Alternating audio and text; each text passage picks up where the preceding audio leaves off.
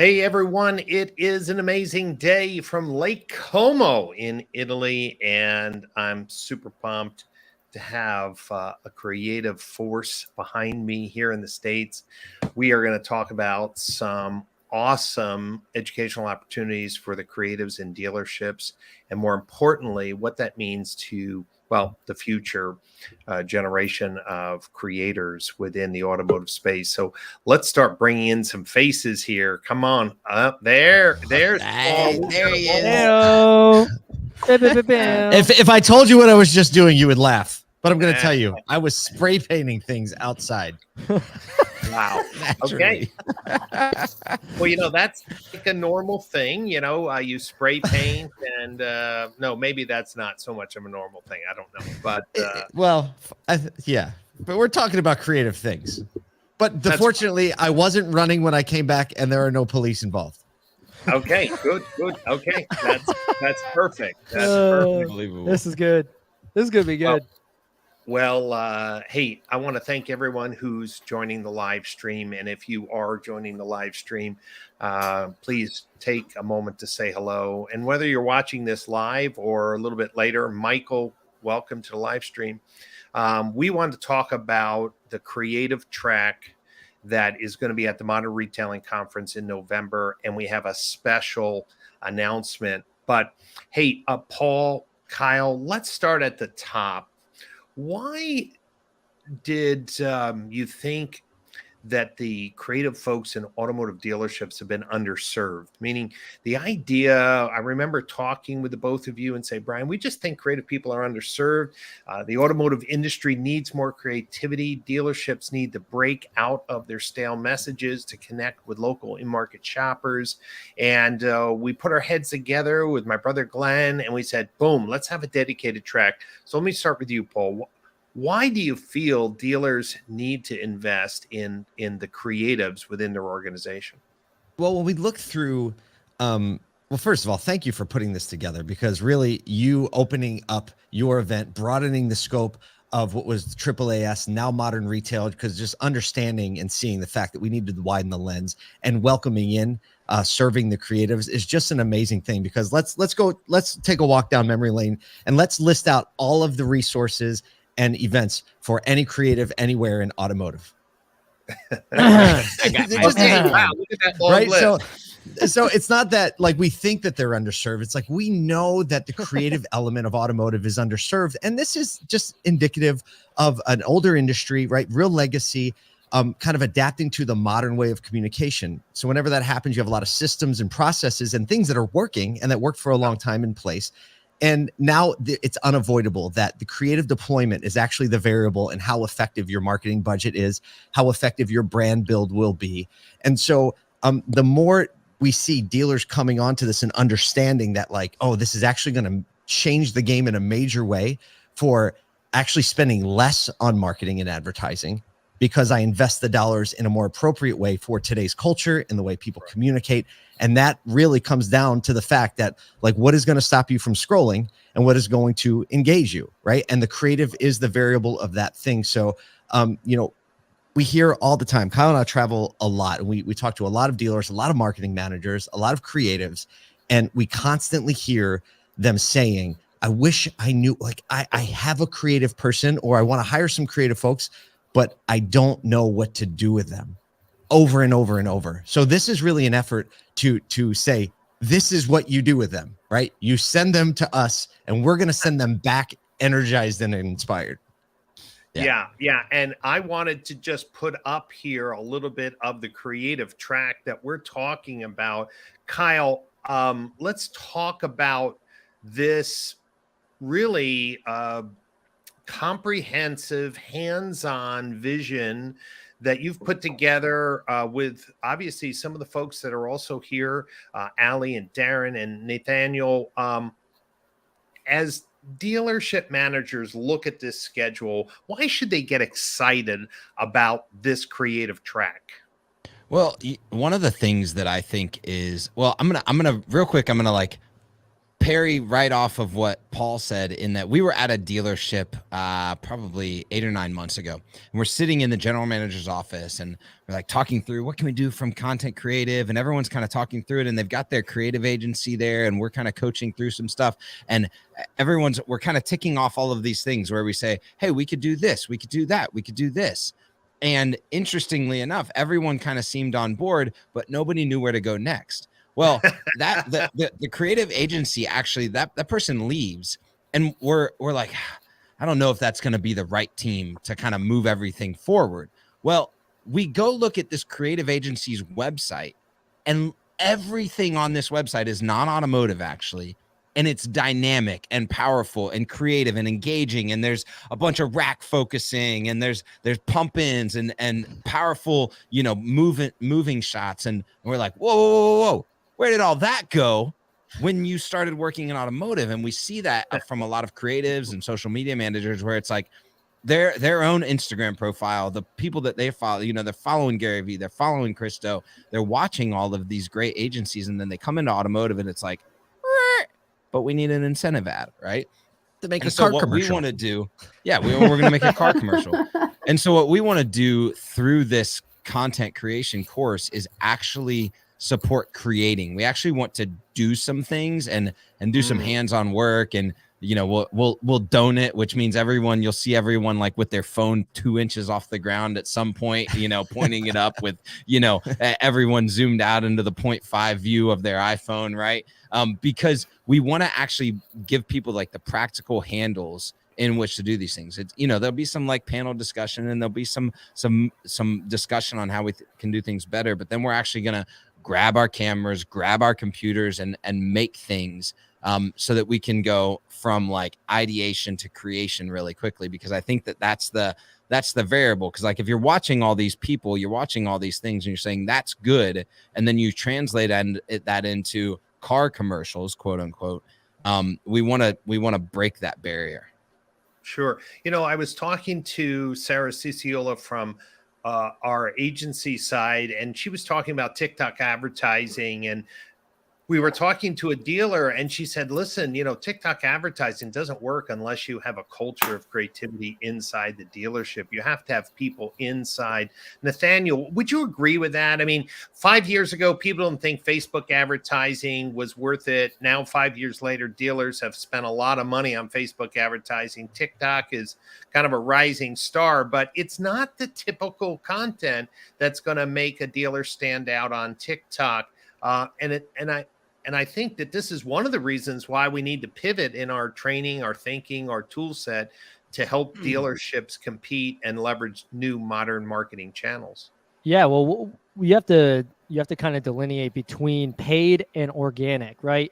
Paid, you can have all of those targeted ads and things like that people want to see, but in terms of like, we focus a lot on organic and the organic creative and what do people want to see, right? We are in the interest graph area. So when you are thinking about the content, you have to think about what people are interested in. How are you going to keep them activated and acclimated to your content? You can't just have, oh, hey, come buy this car, it's really cool. Hey, you can buy it for this much. No, right. You have to engulf the culture of what are they going to expect? What can they see when they come into the dealership? We got to stop thinking about, hey, here's a car, here's another car. Wow, that's really cool. People do like to window shop, don't get me wrong. But at the end of the day, when they come into your dealership, who are they going to see? What should they expect? How are they going to know what the process is? We talk about it all the time. We are the experts. We do this every day. They buy a car every 7 years, every 3 years, every 10 years.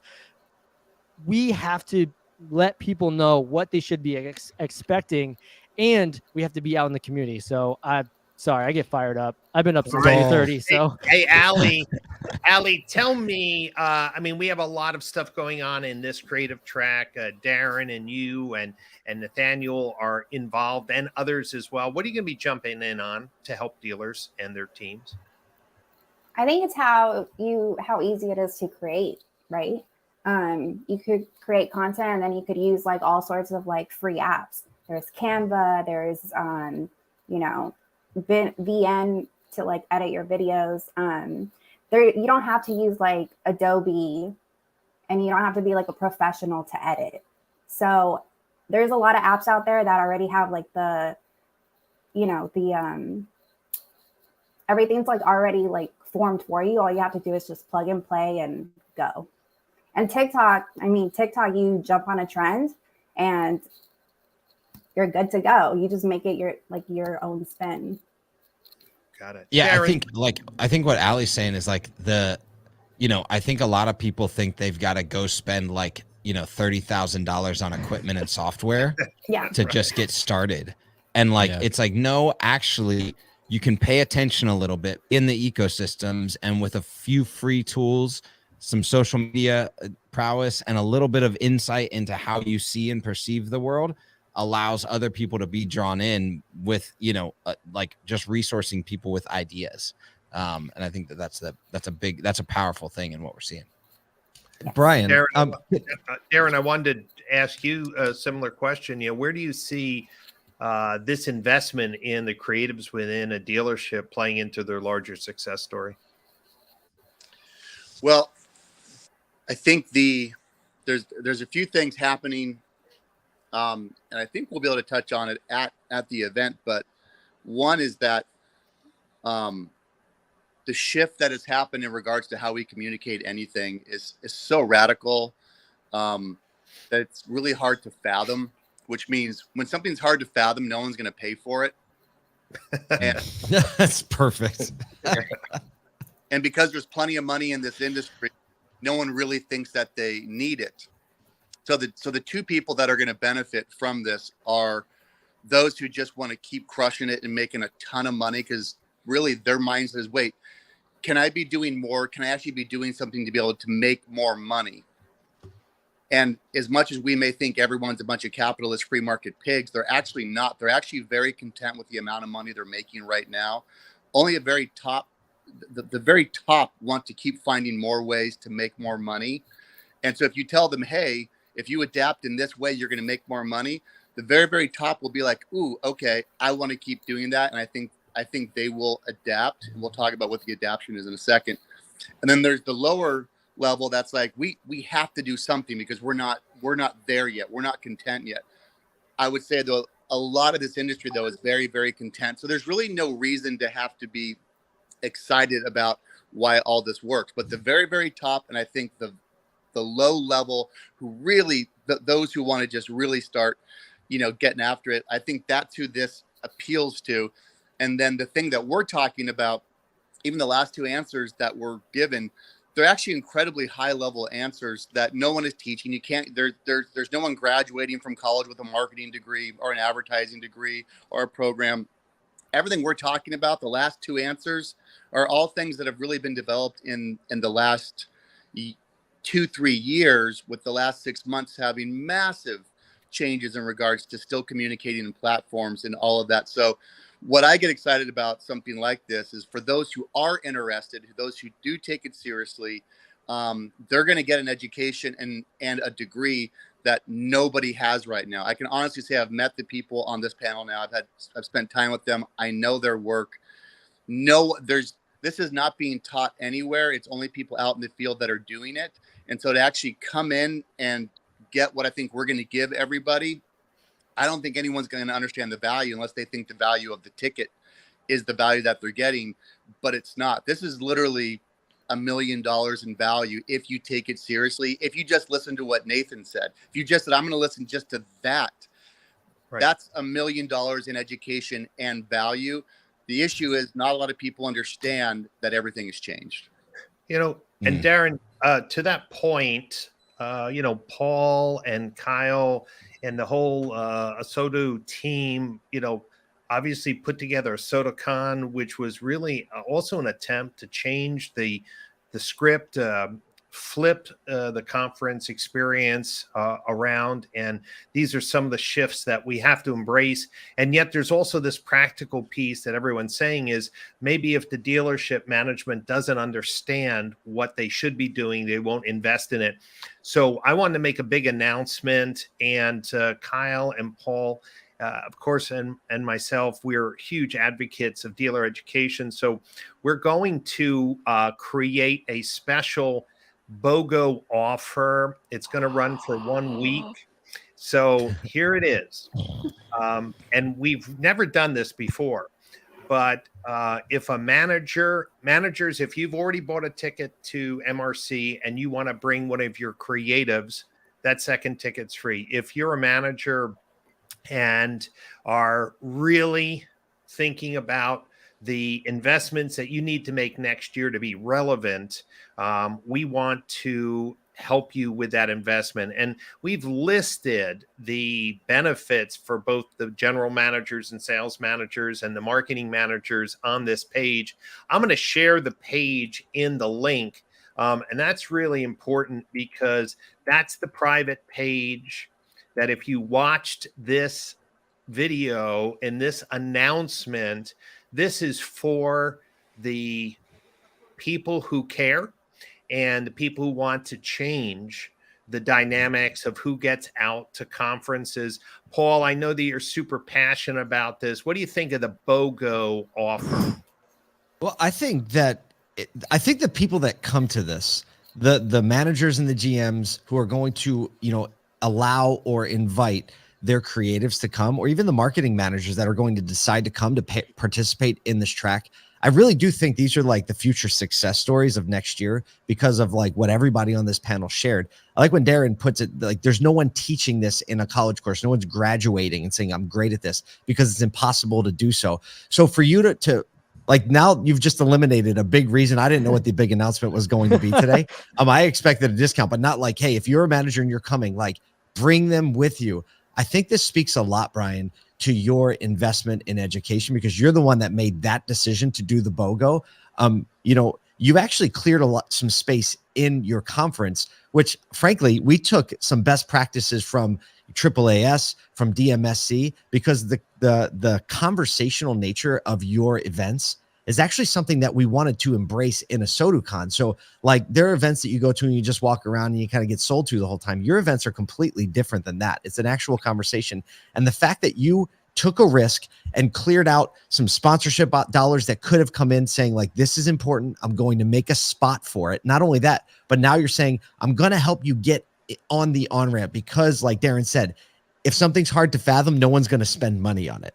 Right. Yeah. So I think it really communicates a lot about your commitment. And I think the BOGO is just like, if you're coming, like find a creative to bring. Right? It's a BOGO. Find one, please. And Darren's point is real. Like, we're talking about some weighty topics at MRC. We're going to be talking about the need for a customer data platform. No other real conference is really talking about that. We're talking really advanced tech that dealers are going to need to stay relevant. And look, a ticket to Fort Lauderdale Airport or PBI is super inexpensive. Local hotels starting at $180 a night. There's no reason to take any pushback, internal pushback on education. Say, look, we want to take the BOGO. I'm going to bring my creative team out or someone from the creative team and make it really simple. And this offer really is part of this continuing partnership between, your organization, Paul, and our organization, because we need different voices, right? We need different voices to share the same story. Can we tell a story really quick? Because Darren, most people don't know the greatness that's in the room when Darren's around, right? Because he's kind of getting a little bit new to automotive, right? And he's kind of coming in through this channel. Like you don't realize, like this guy's Rolodex, right? When you look at his Instagram followers, and what you have to do is look at the followers of the people who follow him, and it adds up into the millions really quick. Because so the story I'd like Darren to share is when you changed the paradigm. And Saatchi, one of the largest agencies in the world, shut down a whole video shoot for Toyota because Darren was like, that's not how people want to see it anymore. Can you tell that story real quick? I think it's important. Yeah. I didn't know I was changing the paradigm, but yeah, right. You're just doing what you do. That would have been cool. And honestly I fell in the project. I'd never done any kind of commercial work. And the backstory, Paul, was I had made like a pilot to an action adventure show I was trying to pitch to the time. At the time, it was Spike TV. I was trying to pitch a show. We made this pilot episode with Michael Madsen and didn't go anywhere. And somehow the DVD ended up with somebody at Saatchi and Saatchi, and literally someone was watching it, and someone came in the room to ask a question, saw the show on that they were watching, asked the question and left. And then the next day a project came up and someone said, we should do something edgy for this, for the launch of this new vehicle. And the guy said, I saw something in the room the other day, which by the way goes to the point of why you should just always be making stuff. You have no idea. Even 25 years ago, or however long it was, or 20 years ago. And he walked back and said, who is that guy? He says, I don't know. We got sent some reel of some, director of the show. The guy gets the name, calls me and says, we've got the, it says, we're Saatchi and Saatchi, we work for Toyota. We just want to do something edgy and we want to go across the country with this new vehicle. I always forget the vehicle, Paul. Hopefully you'll remember. It was the Tacoma or the Tundra. No, it was the Tacoma. Yes, okay. It was the release of the Tacoma. And they said, we want to go cross country and just make something real. I said that and document it. I said, that sounds great. I'm in. And was shocked. And they said it's low budget. And I was shocked at the amount of money that Toyota's low budget. I mean, when I tell you I hadn't seen a budget like that in a long time for low budget, I thought there was. And so we did that, and we started in Northern California, started driving, and we got cameras everywhere. We're hanging out cars. We're just running and gunning. There's no, fancy, car with the jib on and stuff. We're just shooting. By the time we get to it's a great time, and it's just real. They tried to keep up with us because they brought the actual 18-wheeler, and they would say and then we'll bring the car back on the 18-wheeler and we'll clean it and we'll do it. And eventually I said, let's just go. And so we ditched them and we just started driving across and they're trying to keep an 18-wheeler up with us. But I'm thinking, I know what this project needs and we just got to go. Somewhere in Texas, they shut the whole project down and they say, we don't know what's going on. And it doesn't seem like you're getting any 3/4 angles of the car. And I knew what a 3/4 angle was, but for some reason I didn't know. I was like, a 3/4 angle on the car. And they're like, yes, there's only one way you shoot a car. And the car's dirty now. And you're not letting us clean the car. And they shut the whole thing down. And I was in a hotel room and my producers texted me like they're shutting the whole thing down. But in the meantime, I started editing on my laptop while they were arguing for a few hours. And then down, I said, well, let me show you what the project's looking like. And we sat and there were so many people and they were all really sweet people, but I didn't realize this was really making them uncomfortable. I showed them like a 15-20 second cut and everyone was kind of quiet. And then they just said, well, let's just keep driving. Right. And there's a lot of things in there. Because again, I wasn't trying to change anything. I thought I was really doing what they asked, was let's just drive across, country. Communicate it. Right. And we just went for it and it ended up working out great. And once again, I was surprised because everything was so legit on that shoot that I made a 30-second spot. And then they called back and they said, hey, is there any way we could maybe get 10 more of those little 5-10 second spots that you kind of showed us in Texas? And I was like, sure. And then the producer called me and said, okay, what's your price going to be per edit? And I was like, price per edit? $1 million. No. They pay for every single edit. So from that moment on. So that's why, and if we see a dirty truck in a car commercial, you can thank Darren for allowing the truck to get dirty. He broke. Thanks, Darren. Non-3/4 angles. Hey, Paul, as we look at this content, and now that we know with the announcement that the M&M special, the manager and marketing creative special, shut up. Please stand up. There's no financial. Yeah, there's no financial reason now. We've taken that away.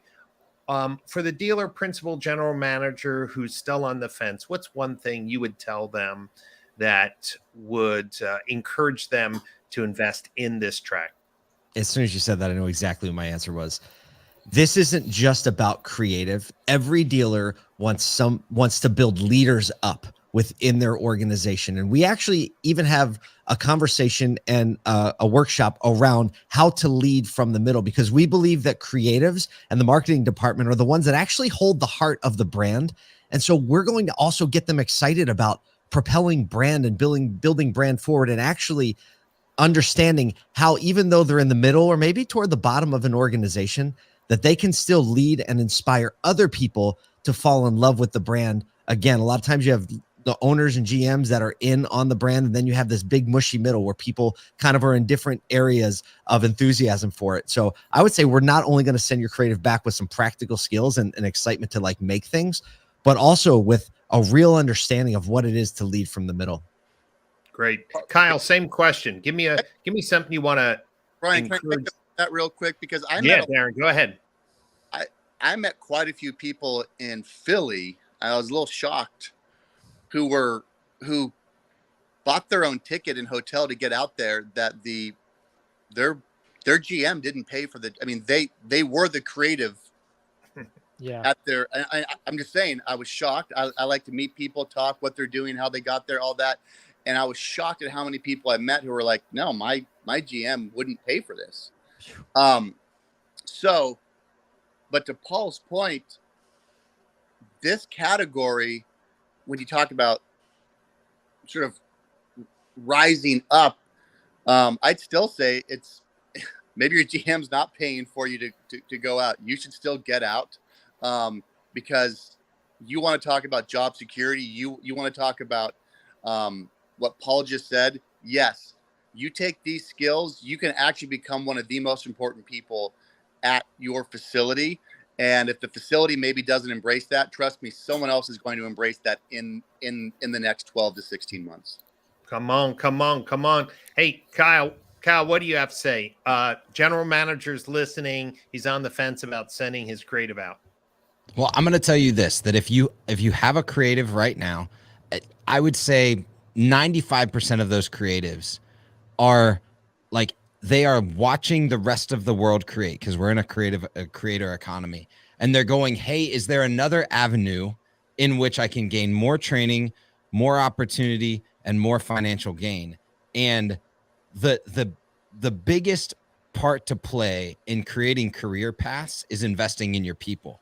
Like, the more you invest in your people and show interest in their career path, the more sticky they become to your organization, which then actually enhances your brand. Because if they're the people that are storytelling about your brand, they're actually going to create better stories because they're stickier to your leadership and your dealership's brand. So I would say, in a creator economy where these people are being sought out and like pursued by your salespeople aren't being pursued by other sales organizations. Your creators are being pursued by anyone that's watching creative. And so if you want to keep them, investing in them so that they see your brand as the most sticky place they could possibly be is almost like it's a necessity to have them here this time next year.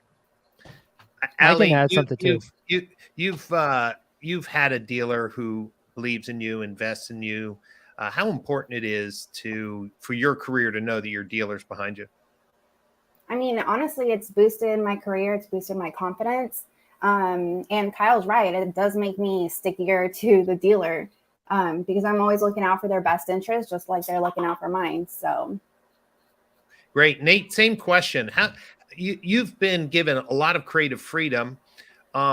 And I think they're just afraid of you, that if you go off the reservation, what. So, Nate, why is the dealership support of your creative talents not only a benefit to the dealership, as we know, but just important for the long-term success of the organization?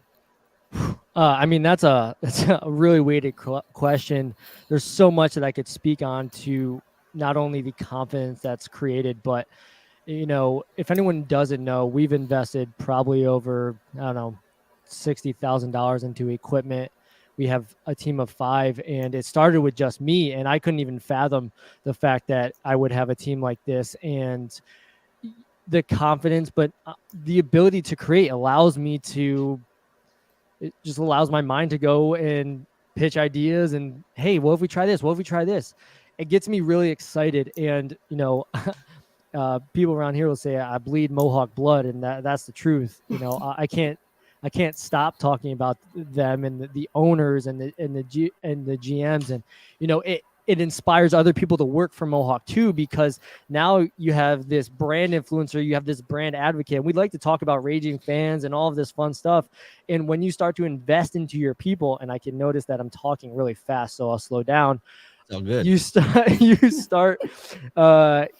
get that sense of urgency, that sense of happiness when you get to show the culture. And I just love being able to go down and be like, hey, you know, I have an idea about this. Why don't we try it? They're like, yeah, sure, let's try it.